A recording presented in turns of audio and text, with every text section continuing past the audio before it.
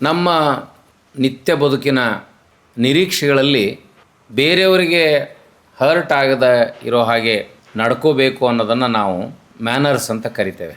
ಆದ್ರೆ ನನಗೇನೋ ಅಗತ್ಯ ಇದೆ ಅನ್ನೋ ಕಾರಣಕ್ಕೆ ನಾನು ಅಧಿಕಾರ ಇದ್ದವರ ಮನೆ ಬಾಗಿಲಿಗೆ ಹೋಗಿರ್ತೀನಿ. ಅಲ್ಲಿ ಹೋಗಿದ್ದೇನೆ ಅಂದರೆ ನಂದೇನೋ ಕೆಲಸ ಆಗಬೇಕಾಗಿದೆ, ಅವರಿಂದ ನನಗೇನೋ ಒಂದು ಸಹಾಯ ಆಗಬೇಕಾಗಿದೆ ಅಂತ ನಾನು ಕೇಳೋಕ್ಕೆ ಹೋಗಿರ್ತೀನಿ. ಆಗ ಆ ವ್ಯಕ್ತಿ ಅಹಂಕಾರದಿಂದ ನಡ್ಕೊಂಡ್ರೆ ನನ್ನ ಮನಸ್ಸಿಗೆ ಭಾಳ ನೋವಾಗುತ್ತೆ.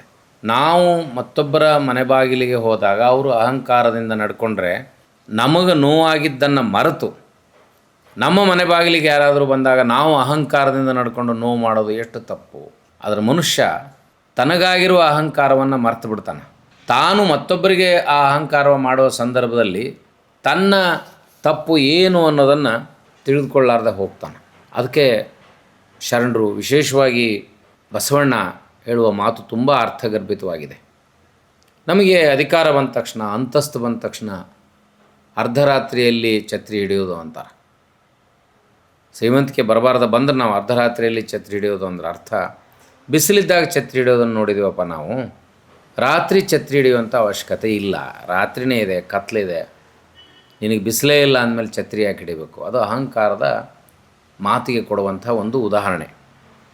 ಅದಕ್ಕೆ ನಾವ್ಯಾರು ನಮ್ಮ ದಿನ ಮುಗಿದಾಗ if bad time comes to me I can't remain in the same way.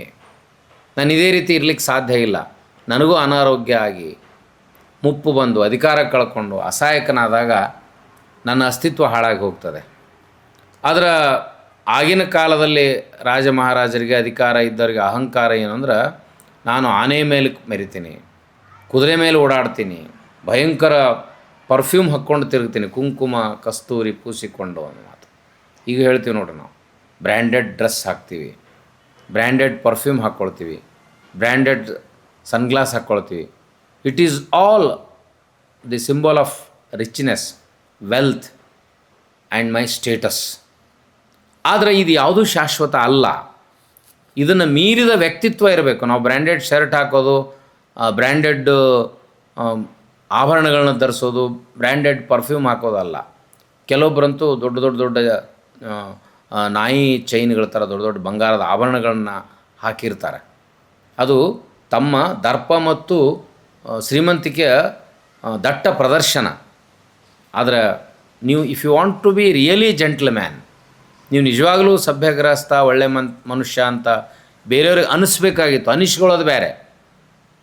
Calling yourself gentleman is not a matter. You should be really gentleman. ನಿಜವಾಗಲೂ ನೀವು ಸಭ್ಯಗ್ರಸ್ತ ಅಂತ ಅನ್ನಿಸ್ಕೋಬೇಕಾಗಿತ್ತು ಅಂದ್ರೆ ಆ ಸಭ್ಯತೆ ನಿಮ್ಮ ವರ್ತನೆಯಲ್ಲಿರಬೇಕು. ಆನೆಯನ್ನೇರಿಕೊಂಡು ಹೋದಿರೇ ನೀವು, ಕುದುರೆಯನ್ನೇರಿಕೊಂಡು ಹೋದಿರೇ ನೀವು, ಕುಂಕುಮ ಕಸ್ತೂರಿಯ ಪೂಸಿಕೊಂಡು ಹೋದಿರೇ ನೀವು, ಸತ್ಯದ ನಿಲವನರಿಯದೆ ಹೋದಿರಲ್ಲ, ಸದ್ಗುಣವೆಂಬ ಫಲವ ಬಿತ್ತದೆ ಬೆಳೆಯದೆ ಹೋದಿರಲ್ಲ, ಅಹಂಕಾರವೆಂಬ ಸದ ಮದ ಗಜವನೇರಿ ವಿಧಿಗೆ ಗುರಿಯಾಗಿ ನೀವು ಹೋದಿರಲ್ಲ, ನಮ್ಮ ಕೂಡಲ ಸಂಗಮ ದೇವನರಿಯದೆ ನರಕಕ್ಕೆ ಭಾಜನವಾದಿರಲ್ಲ. ಕೂಡಲ ಸಂಗಮ ಅನ್ನೋದಿಲ್ಲಿ public responsibility, public behaviour, civic sense ಎಲ್ಲವನ್ನು ಒಳಗೊಂಡಿರ್ತದೆ. ನಾ ಹೇಳಿದ ಎಲ್ಲ ಬ್ರ್ಯಾಂಡ್ಗಳು, ಆನೆ, ಕುದುರೆ, ಕುಂಕುಮ ಕಸ್ತೂರಿ, ಇವೆಲ್ಲ ಅಹಂಕಾರದಿಂದ ಆನೆಯನ್ನು ಏರಿ ಹೋದಂಗೆ. ಇವುಗಳಿಂದ ನಾವು ಖಂಡಿತವಾಗಿ ದೊಡ್ಡವರಾಗೋದಿಲ್ಲ. ನಮ್ಮ ವ್ಯಕ್ತಿತ್ವ, ನಮ್ಮ ವಿಶಾಲ ಹೃದಯ, ದೊಡ್ಡಸ್ತನ ನಾವು ಪ್ರದರ್ಶನ ಮಾಡುವ ಅಂತಸ್ತಿನಿಂದ ಲಭ್ಯವಾಗುವುದಿಲ್ಲ.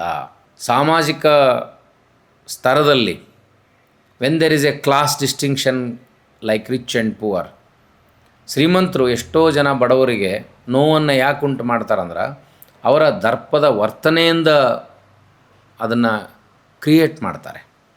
ಆ ರೀತಿ ಮನೋಭಾವ ಇರಬಾರದು ಅನ್ನೋದನ್ನು ಬಹಳ ಸೂಕ್ಷ್ಮವಾಗಿ ಒಬ್ಬ ಪ್ರಧಾನಿಯಾಗಿರುವ ಮನುಷ್ಯ ಸದಾಕಾಲ ಆನೆ, ಒಂಟೆ, ಕುದುರೆ ಮೇಲೆ ಮೆರೆಯುವಂಥ ಸ್ಥಾನದಲ್ಲಿದ್ದರೂ ಕೂಡ ನಮ್ಮ ಇಡೀ ಶರಣ ಸಂಸ್ಕೃತಿಯ ಮೂಲಕ, ವಚನಗಳ ಮೂಲಕ ಆ ಸಭ್ಯತೆಯನ್ನು, ಸೌಜನ್ಯವನ್ನು ಕಲ್ಪಿಸಿಕೊಟ್ಟ ಶ್ರೇಯಸ್ಸು ಬಸವಣ್ಣ ಮತ್ತು ಶರಣರಿಗೆ, ಬಸವಾದಿ ಶರಣರಿಗೆ ಸಲ್ತದೆ. ಅಂಥ ಒಂದು ಉದಾಹರಣೆಯೇ ಈ ವಚನ ಆನೆಯನ್ನೇರಿಕೊಂಡು ಹೋದಿರೇ ನೀವು, ಕುದುರೆಯನ್ನೇರಿಕೊಂಡು ಹೋದಿರೇ ನೀವು, ಕುಂಕುಮ ಕಸ್ತೂರಿಯ ಪೂಸಿಕೊಂಡು ಹೋದಿರೇ ನೀವು. ಶರಣು ಶರಣಾರ್ಥಿ.